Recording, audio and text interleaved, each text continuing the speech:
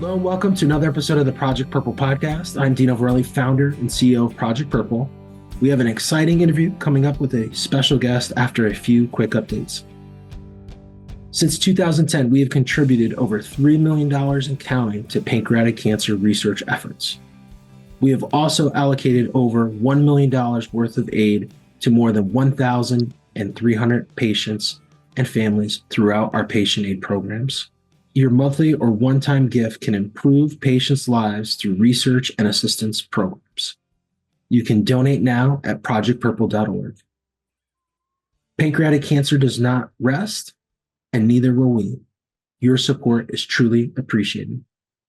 If you're looking to get involved in one of our events, whether that means joining a running team, participating in a virtual run walk, group fitness, golf, or anything else you can think of, visit projectpurple.org/events to learn more.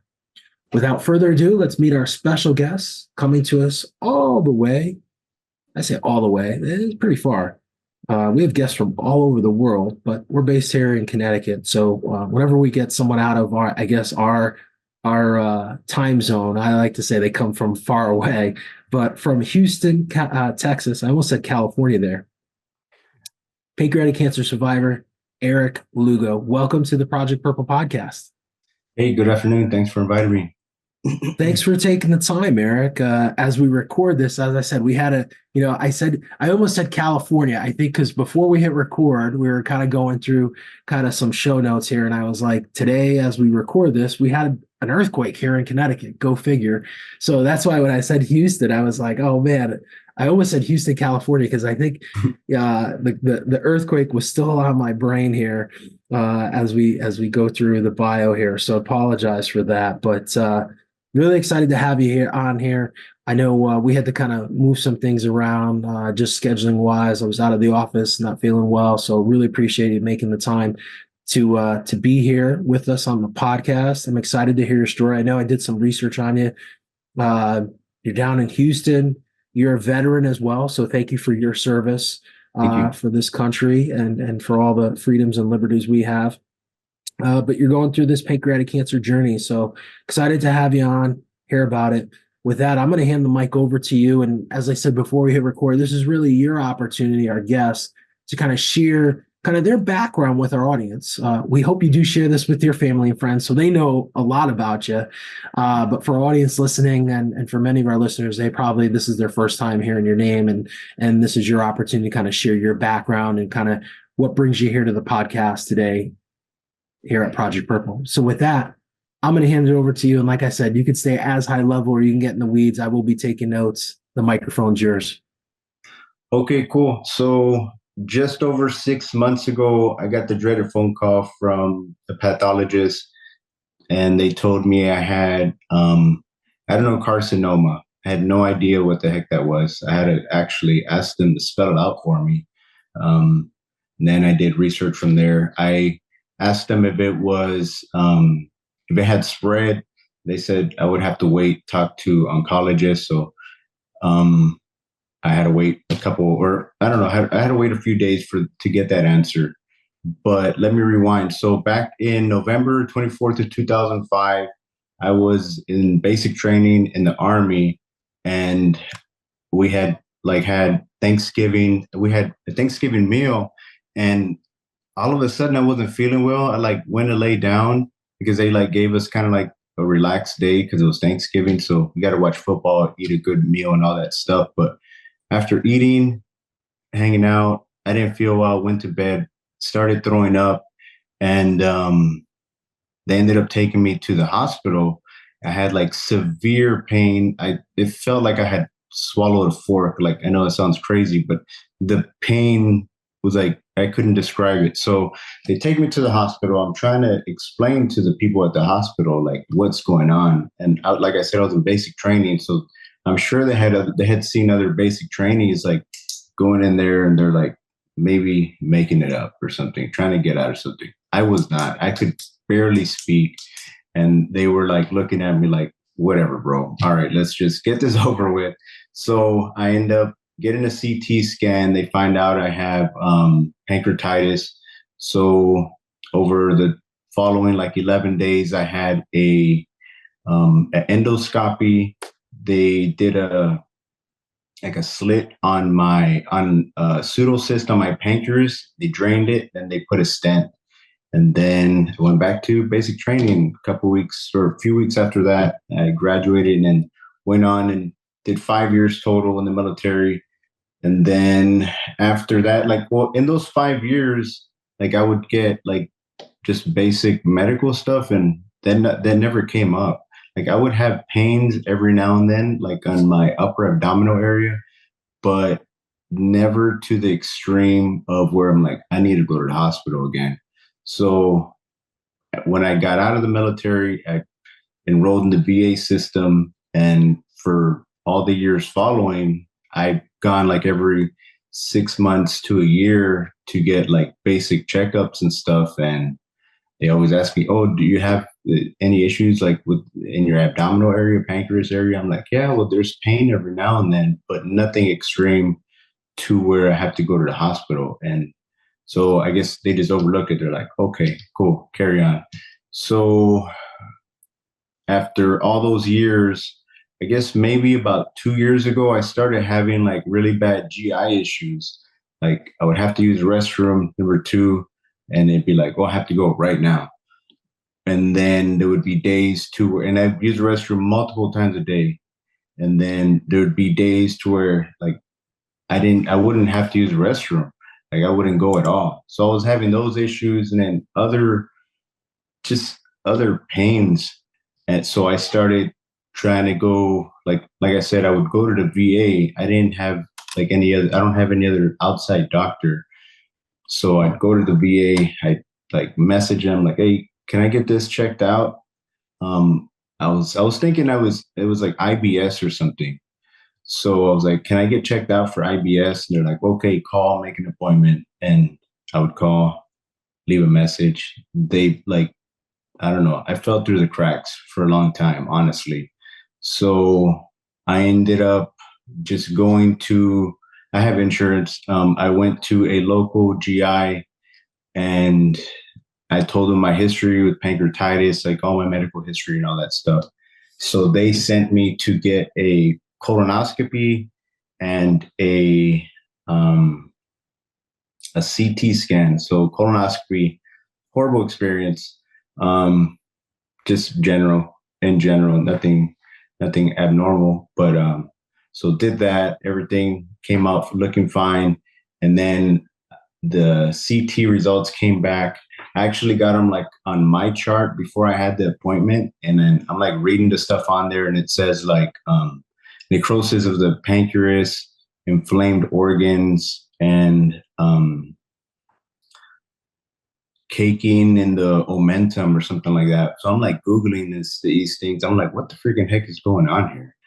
And all the stuff that I was like finding on the Google, it's like, yeah, this is bad. This is really bad. I'm like, let me stop looking at this stuff. I've heard stories where people Google stuff and like Google comes up like the worst thing. So in my mind, I'm like, all right, just stay positive, go on about it. And it took like 2 weeks for me to get the actual appointment to go back for them to like tell me what's going on. So they call me as I'm driving to work. And it was a PA. She called me. She's like, "Is this Mr. Lugo, Eric Lugo?" I'm like, "Yes, ma'am, that's me." She's like, "How are you feeling?" I was like, "I mean, like I usually do, like crap, but that's normal." So she's like, "No, no, no. But like, how are you feeling?" I'm like, "No, I'm serious. Like I usually, whatever, just feel however, work too many hours or whatever, don't sleep well, just normal." She's like, "Sir, you need to go to the hospital and you need to go like right now." I'm like, "Ma'am, but like I'm at work. Like I can't." She was like, "No, you don't understand. You have to go." So I end up going to a local hospital, a local ER. I tell them what's going on, and they're like, "Well, we can't see the CT. Can you call the office? Like, make sure that was you, like your information." And like, so I it was a headache to try to get a hold of the PA. They called me and I finally get a hold of her. I'm like, ma'am, are you sure you're reading my documents, like my stuff? She's like, oh, I'm sure. And then they have to work it out to where she can send the readings and all that stuff to the hospital. I'm there for a few hours. And they don't do another CT because I just had one, and they end up basically sending me home. Like they're like, well, it looks basically what they were saying is it looks like you have a problem, but you don't have to be here at the ER. And they were like, do you want any pain pills? I'm like, bro, I'm not here for drugs. I'm trying to figure out what's wrong with me. Like, what the heck is going on? So I leave because, like I said, they weren't helping me. So I left and I immediately try to get back into the VA system, messaging the VA, calling the VA, like, hey, bro, can I get checked out? Can you refer me to a GI? Because I just went to a GI and they're not helping me. Well, I had gone to another follow-up appointment, so the PA referred me to the main doctor of that office, and it was like the same thing. It was like, yeah, they looked at me and they're like, really, bro? Like, why are you here? Kind of. But it's like, all right. So went back to that office. Like I said, I went back to the VA system, try to get in the VA system again. I end up getting finally my doctor. I get a hold of my doctor. My doctor refers me to the VA GI, and weeks go on. Like 2 weeks later, like the GI at the VA is like, we don't have an appointment for like 2 or 3 months. I'm like, ma'am, I need to be seen like now. They're like, well, okay, well, we can refer you out to a local doctor with the community care program. I'm like, all right, cool, let's do that. So they do that, and it takes like another 2 weeks to get referred out to a GI, and they end up sending me to like a colorectal surgeon. I'm like, what am I doing here? So I end up going to the surgeon's office, and he was great, awesome dude. He's like, okay, well, I want to do another CT. I'm like, all right, because months had passed by. Like I said, I've been trying to get into the VA system again to get seen, and he again gets a CT, and again it takes multiple weeks, and I'm like, I started having pain in my stomach, and it was getting worse. And like working out and stuff, I honestly thought like I had like a tear in my like abdomen just from doing abs or whatever. And I was losing weight. I was like, man, I've lost like 10, almost 15 pounds. Like, what the heck's going on here? But at the same time, I was like, I started hitting the rower machine, like pretty heavy. So I was like, okay. So in my mind, I'm like, oh, this is probably because of the rower. So I'm like, all right, just go with it. Anyway, so I get the CT. I'm waiting another 2 weeks before I get to see the surgeon again. But in between that, like I have to travel for work to another country. And I'm like telling my buddy, I'm telling a friend of mine, I'm like, bro, I don't feel well, bro. I'm not 100% I should go on this. But I'm like, but you know what, bro? I have an appointment like right when we come back. And then, I have to go on this trip. I already spent the money. And also, I'm saving up money for my wedding that's in November. And this was like September timeframe. And I'm like, all right, what the heck's going on here? Go on my work trip. Didn't feel well. Come back. I finally have the appointment with a surgeon. And he's like, he's reading the stuff. And he's like, I need a biopsy. And I need it stat. I'm like, okay, can you just like tell the VA like I need this? He's like, well, since the VA sent you, like, I don't know how to send you out to get this done. I'm like, all right, well, can you just get the ball rolling on it? So he was working on that. But as soon as at the time my fiance and I left the office, I was like, look, I'm tired of playing these games. Like I've been trying to get seen. It's like I'm trying to find out what's wrong with me and nobody's really helping me. I was like, I'm going to go to the VA, the ER. I'm going to show them the CT results and have them admit me. and do this biopsy. And she was all for it. She's like, all right, cool. So I ended up going to the local VA hospital, and I show them, they like admit me within like minutes. There was like a lobby full of people. They read the documents. I told them what's going on. So they admitted me like ahead of a bunch of people because it sounded pretty bad. So for the next few days, I got admitted into the hospital like on a Wednesday, and I'm like laying there in the bed at the hospital. I'm like, man, what the heck is going on here? So they were trying to figure out like how they're going to do this biopsy. If they were going to do like a CT type thing, CT guided biopsy, or if they were going to do endoscopy. So they were trying to figure that out for like 2 days. So Friday rolls around. They're like, okay, this is what we want to do. We want to do the endoscopy. I'm like, okay, cool, let's do it. They're like, here, we need you to sign all these documents, blah, blah, blah. I'm like, all right, cool, let's do it. So they're like, well, we're going to have to poke through your stomach with a needle to reach the tail of your pancreas where the growth is. I'm like, okay, it is what it is. Let's do it. And they're like warning me, like, this might spread whatever it is. I'm like, well, we have to do it. So let's just do it. So then they ended up doing it on Friday. I get released from the hospital on Saturday, and then I go to work on Monday. It's normal. I'm driving home from work. It's like almost 5 p.m.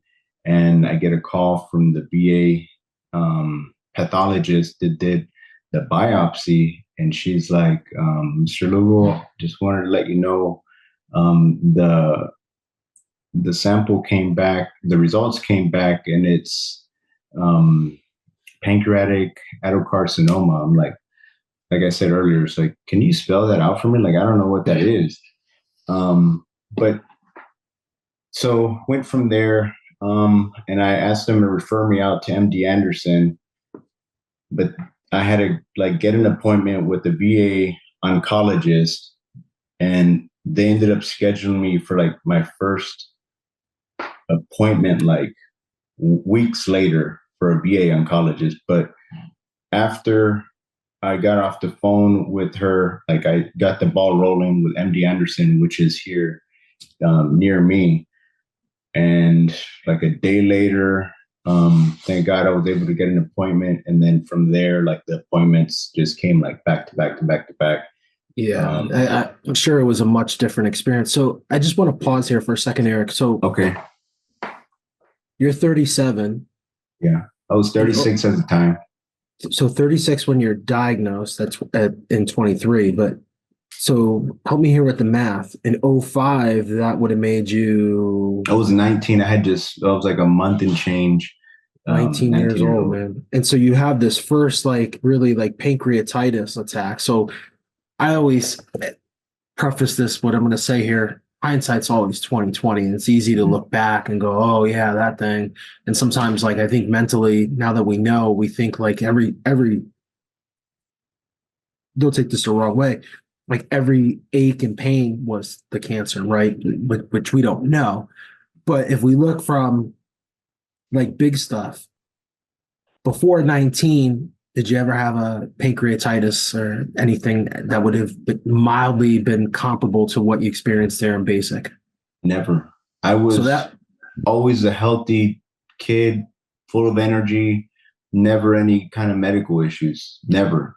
And in basic, I mean, you said you were in the Rangers, so you're running. I mean, this is no joke. I mean, they're putting you through drills and calisthenics and stuff like that. So you're in very good shape. Came after basic training, but it was just regular basic training. But yeah, still a bunch of running, doing all that stuff. Yeah. But yeah, my wife's asked me, other people have asked me, it's like, were you like a sick kid? It's like, I'm telling her, I'm like, babe, you've known me since I was 11 years old. You know, I wasn't like a sick kid. Like, I don't know why you're asking me this, but I've tried to not focus on, oh, how did this happen? Why me? All that stuff. It's like, there's no time for that. Like with all the appointments that I've had, like the first appointments, they're like, oh, we want to get like the genetic testing and all that stuff. I was like thinking in the back of my head, it's like, I don't really care where this came from. It's like, can we just start like the chemo now? Like this was at the first appointments. Genetics is genetics though is important though, because there is that treatment protocol if there is a genetic link that they can, use that it does fairly well. It does tell oncologists kind of which direction to follow, or path to kind of like be on that path. So, and I think the more that we understand biologically, right, the better the outcomes are, we hope. I want to just spend one more question here. Up until this point here in this journey, uh, you said it started like in 21, where you had these bad GI issues, and again, hindsight's always 2020, and we also don't want to. I mean, what's done is done, and to your point, like we kind of move forward here. But you said like is this kind of this back and forth with the VA system, like kind of almost. I put a note here, like almost kind of like everyone kept passing you around, like passing the Yeah. buck around, right? How long was it? So it was like pretty much like 2 years, or just kind of getting pushed around, or just trying to get appointments and trying to get like a specialist, or get outsourced so you Yeah. can see like an outside person, but then you got to get that approval off from the person at the VA. So was Yeah. it about 2 years of just kind of back and forth? Roughly, yeah. Because I had brought it up at the VA like more than 2 years past, like back. I'm like, can I be checked for like IBS or like other stomach issues? And they would they even said it like, oh, it might have to do with your pancreas or whatever. But they would do regular labs and nothing ever, like they never went down the rabbit hole to test me in the CA 19-9 or anything like that. Yeah. So I'm just like, really, why don't y'all do that? But it is what it is. I got to move Yeah, forward. no, I no. can't Yeah, dwell on that. we can't dwell on the past, right? Because we can't Mhm. go back and change anything. I mean, the one thing, and I think this is like what we were talking about before we hit record. One of the things, the power of this podcast, right, and sharing these journeys and these experiences. The other thing here that's the obvious is you're very young. I mean, and you're in that age band, like you were like 35, 36 at the time. Probably, again, and I'm not trying to point fingers, and what's done is done. We can't go back and change anything. But someone comes in with GI issues, and you know, I think like you said, like they had you do a colonoscopy. Right? I think people think that, right? Like they think like, okay, like yeah, maybe it's colon, something to do with the colon. Young people we have seen like a high propensity in the last 5 years of young people getting colon cancer. Some actors, some people of notoriety. Whereas you look at pancreatic cancer, you really don't see like someone in their 30s getting that. Now, I would argue that point, since I'm in the space, and over the last 14 years, we have seen more and more young people get it, and that's where I think your story is really compelling. The fact that here you are, 35 years old, and you have this thing going on. To your point, yeah, like the light bulb should have went off somewhere, where whether it's a CA 19-9. Fairness though, here we're gonna play both sides. We don't have early detection, and that's why we keep pushing for awareness. Is there is no, for your prostate, you can just do a blood test, right? um for other cancers, they have testing and diagnostic colonoscopy. We mentioned that, right? Like you can do the colonoscopy to see if you have colon cancer.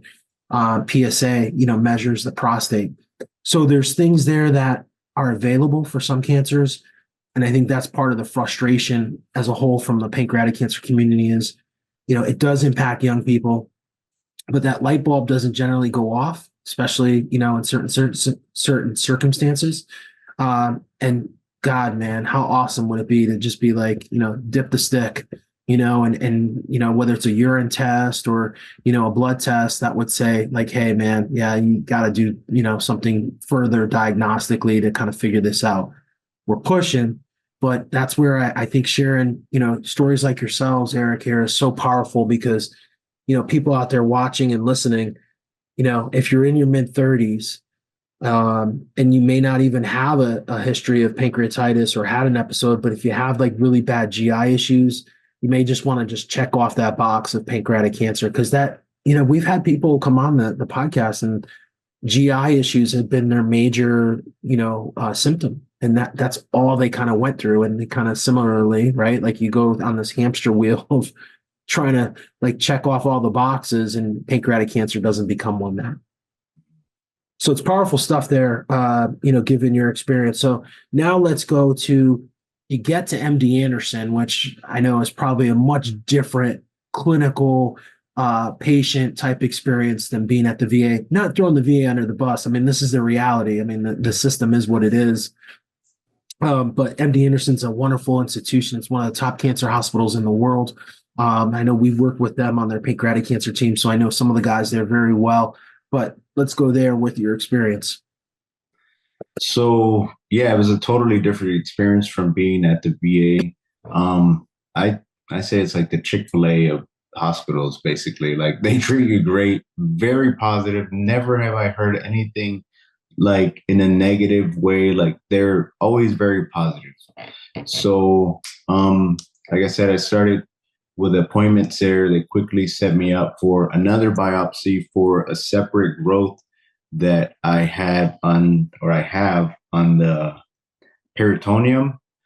So they set up that biopsy and then the port install the same day. And then the next day I started on 5FU chemo. And they had originally scheduled me for like, I'm going to say like 26 sessions of chemo. So like from October to July or something like that. And as of now, I've done 10.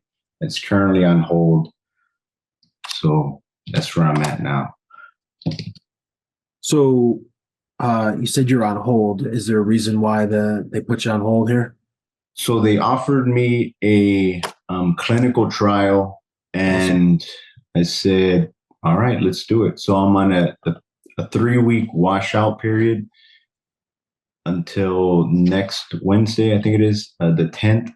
I have another appointment. I have other tests that they have to do, another CT, and they're basically going to see if I still qualified for like the actual clinical trial. So there's still further testing that has to be done to see if I'll be accepted into it. But awesome. I want to tell you some of the stuff that's happened also. So my first CT was when it all started. This was back in October. So the growth on my like omentum or peritoneum, that was 14.31 centimeters. And then I had a growth, or still do, on my pancreas, and that one is like 5.6 centimeters. And that one was 6.1 centimeters. And then I also had inflammation and cancer on lymph nodes. Mm-hmm. So I've gotten 3 CTs since then, and like the largest growth has shrank like 70%. And the one on my pancreas is shrunk like, I don't know, like 22%. And now on the lymph nodes, they're no longer inflamed. It looks like there's nothing there. So thank God there's a lot that's happened in these last 6 months. I don't think it's all just the chemo. It's a whole lot of prayer, and I take a bunch of supplements as well. I mean, I haven't told my doctor, but it's my life. It's my body.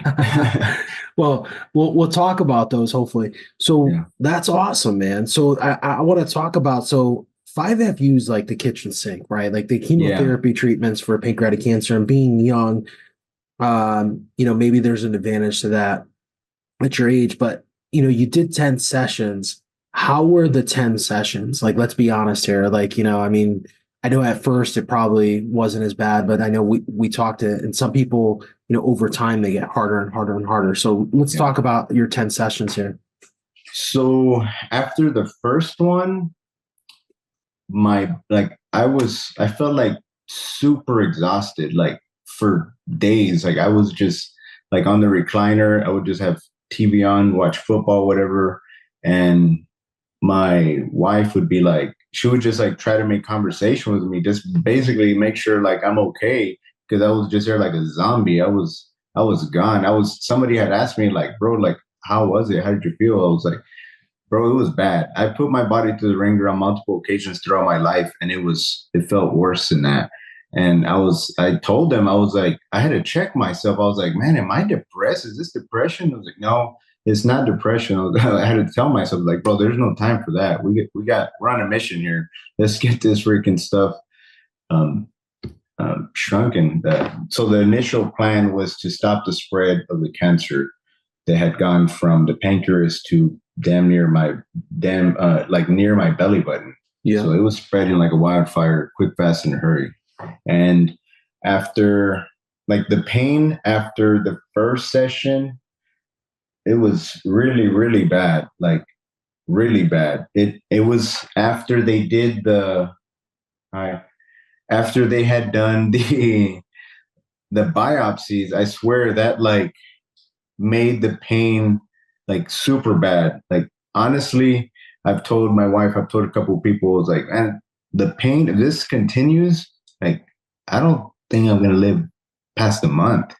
And it's 6 months past that. But so the second session came, and that one I didn't feel like that exhaustion, like extreme exhaustion. The third one came.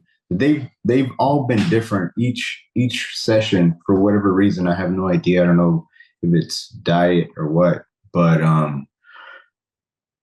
the third one came and went, nothing too bad. And then like yeah, I get tired and stuff, but they weren't as bad as the first one. And then all the way until number nine, like the day after they took me off the take home pump, the 3 day or 2 day take home pump, like I started feeling like a pain in my stomach. I was like, oh man, what the heck is that? And then as a week went on, it got worse and worse and worse. Like it felt like I was getting stabbed in my stomach. It was pretty bad. Not just that, like I had diarrhea for a week as well. So it was like a constant battle of trying to stay hydrated. I'm like, what the freaking heck? Like trying to stay hydrated, absolutely no appetite. And in that week, I lost 10 pounds, like another 10 pounds. Well, throughout this entire thing, I've lost between 30 and 35 pounds, which is like 20 to 25% of my body weight. Like it's no joke. I've lost a lot of strength also, but I'm gaining it back. And after, let me rewind also, sorry. So after the second session of chemo, like my hair started falling out like quick, fast, in a hurry. Like I would like touch my hair and it would just like be all over my hand, right? Take a shower, take a bath, and it was clogging them up. So I ended up shaving my head. And then like a month and a half ago ish, I was like, oh, my hair is not Starting to come falling back. off anymore. Yeah, it's not falling off anymore. So I just let it grow. And then it's like totally different hair though. I know it's not a big deal, but it is kind of a Yeah. big deal to me. I'm like, Yeah. oh man, I'm getting my hair back. It So looks good. It looks yeah, good. You thanks. got a little bit of a wave there too. You had some Yeah. curls. It's like different hair than I had before. It's like thinner, but it's like strong. It's on there. It's awesome. That's awesome. You mentioned a couple of things here. You mentioned some things that you did. Mhm. So like, let's talk a little bit about that if we can, like other things that you did. And we often bring this up because, and I've always said like, and there's no holds barred here. I think what works for people, as they go through this could be helpful for other people. So that's why we bring it up. Mhm. People talked about diet. They talked about like supplements. So they've even talked about cannabis. We've talked about that quite a bit, a lot on the podcast. So anything that you've done outside of being prescribed by an MD that you have seen, going through these 10 sessions, Eric, that have kind of been beneficial for you, whether it's been physically or mentally through this process? So number one thing for me is prayer. That's like number one.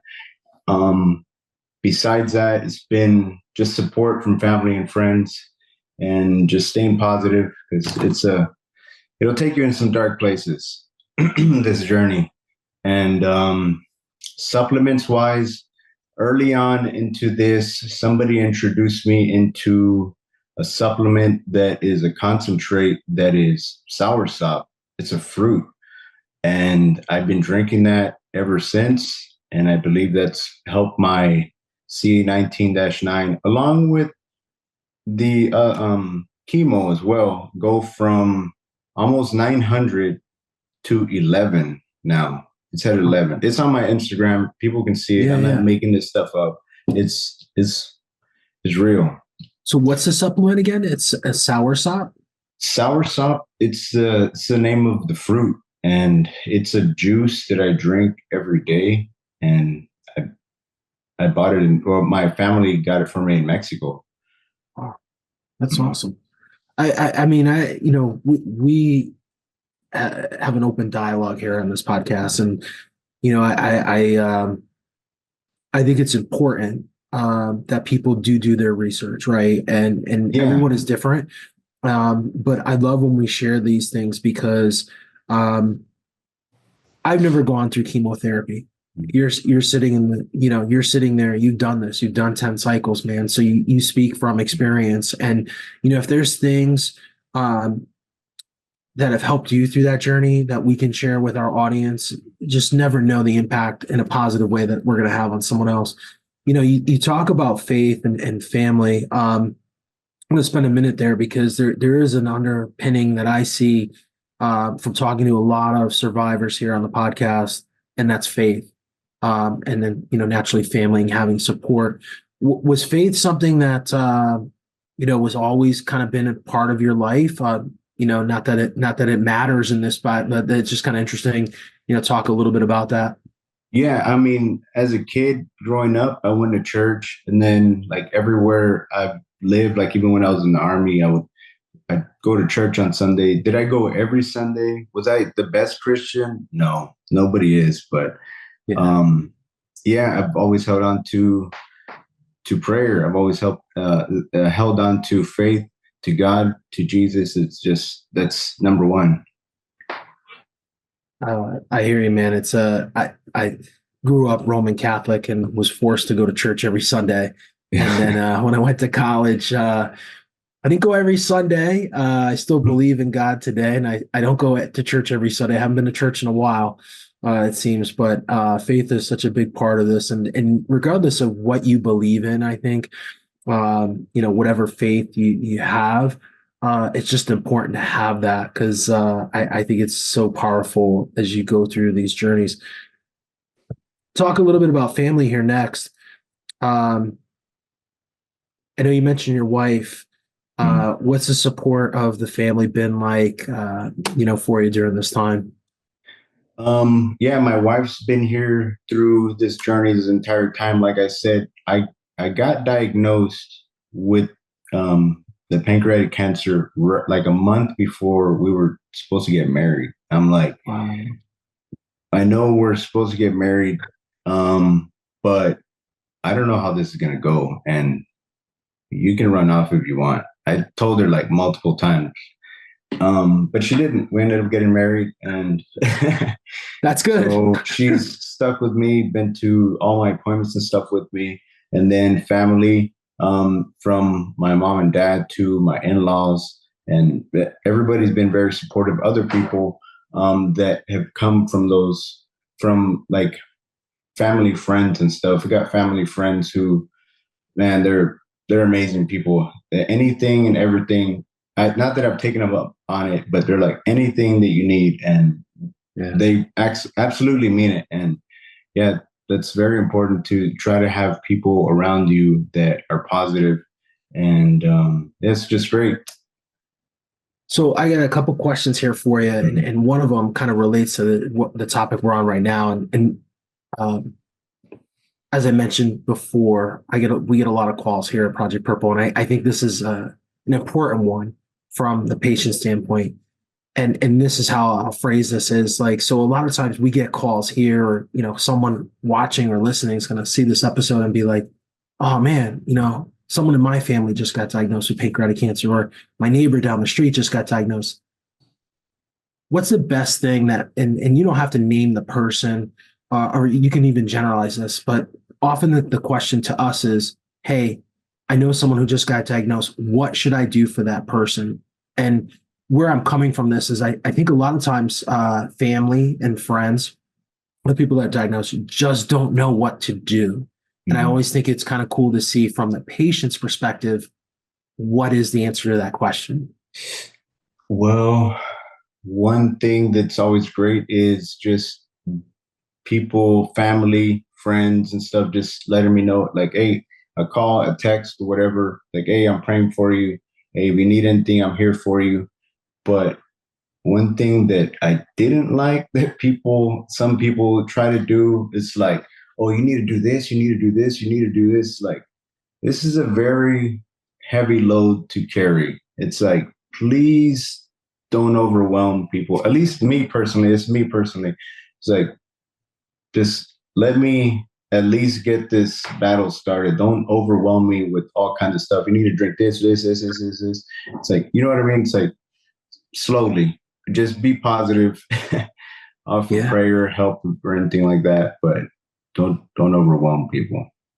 Powerful, man. I think you answered that like so powerful, because I think a lot of times, I think human nature mostly, I shouldn't generalize this, but most people mean really, really well, right? Like, Oh and yeah, sometimes it just doesn't like, and I think there's a lot of people that are fixers, and I tend to be a fixer. So you try to like come into the situation, try to fix everything, right? And that's not what everyone needs, man. And yeah, there's roles. There's roles when you're the fixer. There's roles when you're the supporter. There's roles when you're the listener. And I think it's just powerful what you just said, man. Because like, you don't need that. You don't need someone to yeah. try to come in and fix you. You got that covered, man. Um, I got a couple other questions here, and then we're going to share with our audience where they can connect with you on social.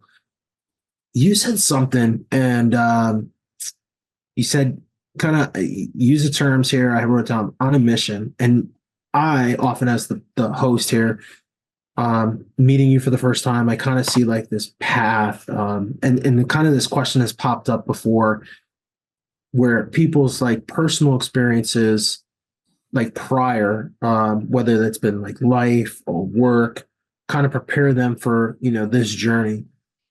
And you mentioned like kind of on a mission, before, and even when you were kind of talking too, is very kind of like planned, on how you were going about things.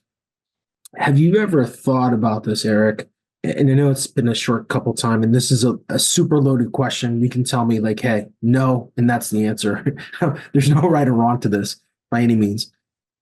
Do you ever look back at your experience in the military as a way that it prepared you kind of to like take on, what you're doing right now, this fight with pancreatic cancer?